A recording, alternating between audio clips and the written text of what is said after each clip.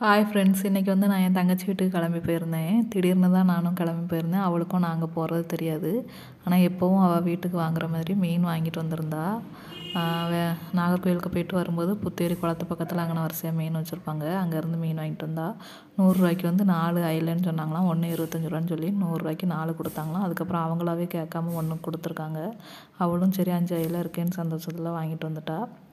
அப்புறம் 100 ரூபாய்க்கு 25 சாலைன்னு சொல்லி அதுவும் 30 சாலை 5 சாலை கூட தான் கொடுத்துருக்காங்க. சாலை வந்து நல்ல கல் போல் இருந்துச்சு. அவள் கத்திரியை வச்சு வெட்டுகிறது இப்போ தான் நான் முதல் தடவையாக நான் பார்க்கேன். என்னடி நீ அருவாமனையை வச்சு வெட்டாமல் கத்திரியை வச்சு வெட்டுது அப்படின்னு கேட்டேன். அது நான் நின்றுட்டே கழுவோம்லக்கா, அதனால் நான் கத்திரியை வச்சு வெட்டி பழகிட்டேன். எனக்கு கத்திரியை வச்சு வெட்டினா தான் ஈஸியாக இருக்கும் அப்படின்னா. அப்போ சரி சாலையெல்லாம் நீ கத்திரியை வச்சு வெட்டிடுவ, அயலையெல்லாம் எப்படி கழுவுவ அப்படின்னு கேட்டேன். அது நான் எப்படி வெட்டுவேன்னு பார்த்துக்கோ அப்படின்னு சொன்னான். நானும் என்ன மீன் கழுவுறதுக்குன்னு தனியாக கத்திரி இருக்கா அப்படின்னு கேட்டேன். எனக்கு தெரியாது, அதனால் நான் கேட்டேன். இல்லைக்கா, இது வந்து நான் துணி தைக்கிறதுக்கு வெட்டி படிக்கிறதுக்காக நான் வாங்கின கத்திரி. ஆனால் நான் தையலுக்கு நான் போகலை. எனக்கு ஆனால் இந்த கத்திரி வந்து மீன் கழுவுறதுக்கு நல்லா யூஸ் ஆகுது அப்படின்னா. சரி, பெரிய மீனெல்லாம் எப்படி தான் வெட்ட போகிறா பார்ப்போம், எங்கேயாவது ஒரு இடத்துல பிச்சு பிடுங்க போகிறான்னு நானும் பார்த்துட்டு இருந்தேன். ஆனால் என் தங்கச்சி கை நல்லா ஸ்ட்ராங்கு பார்த்துக்கோங்க.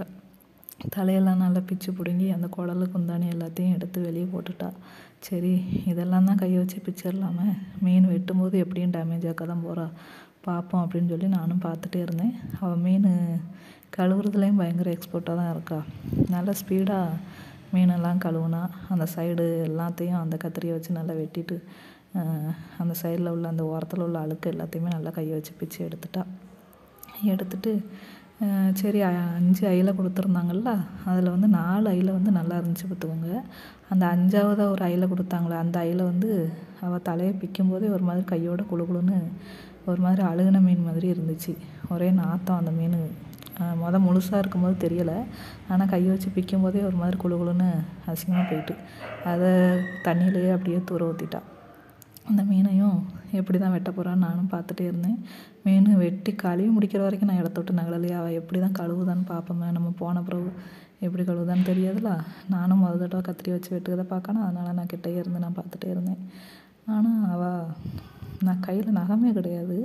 ஆனால் கையில் நகை இல்லாமல் அந்த தோலையெல்லாம் நல்லா பிச்சு எடுத்து, நாங்கள் எங்கள் ஊர்லன்னு சொல்கிறத விட எங்கள் வீட்டில் எல்லாருமே வந்து தோலெல்லாம் பிச்சு தான் எடுத்துருவோம்.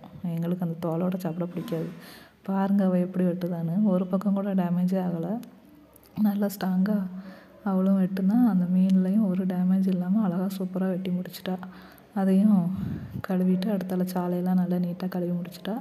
சாலையை வந்து பொரிக்கிறதுக்கு அதுக்கு ரெடி ஆகிட்டா. அப்போ நீங்கள் என்னெல்லாம் போடுவேன்னு கேட்டேன். நான் வத்தல் பொடி போடுவேன், அப்புறம் கொஞ்சம் சிக்கன் பொடி போடுவேன், உப்பு மஞ்சள் பொடி, கொஞ்சம் கார்ன்ஃப்ளவர் போடுவேன், கார்ன்ஃப்ளவர் மாவு போடுவேன், வேறு நல்ல மிளகு பொடி இருந்தால் போடுவேன். ஆனால் அது இப்போ இல்லை அப்படின்னா, மீன் குழம்பையும் அந்த அயில மீனையும் குழம்பு வச்சு இந்த சாலையும் பொரித்து சாப்பிடலாம் அப்படின்ட்டு இதையும் பொரிக்கிறதுக்கு விரவி வச்சுட்டு பொரிக்க ஆரம்பிச்சிட்டா. மீன் சட்டி வந்து பொரிக்கும்போது ஒரு மாதிரி கருப்பாக தான் இருக்கும். நீங்கள் சட்டியை பார்த்துட்டு எதுவும் நினச்சிடாதீங்க. இது வந்து மீன் பொரிக்கிறதுக்கும் சிக்கன் பொரிக்கிறதுக்கு இந்த மாதிரி உள்ள ஐட்டத்துக்கு மட்டும் இந்த சட்டி வச்சுருக்கா. ஏன்னா நீங்கள் அந்த பாத்திரத்தை பார்த்துட்டு மீன் பாத்திரம் என்ன எப்படி இருக்குது அப்படின்னு நினச்சிடக்கூடாதுல. பொரிக்கிறது வச்சுருக்கிறது பாருங்கள், நல்ல கலர் பொடியெலாம் ஒன்றும் போடல, ஆனால் அது கலராக தான் இருந்துச்சு. நாங்கள் பொரிக்க ஆரம்பிச்சிட்டாவோம். இந்த வீடியோ பிடிச்சிருந்துச்சுன்னா லைக் பண்ணுங்கள், ஷேர் பண்ணுங்கள், கமெண்ட் பண்ணுங்கள், சப்ஸ்கிரைப் பண்ணுங்கள். Okay, bye friends.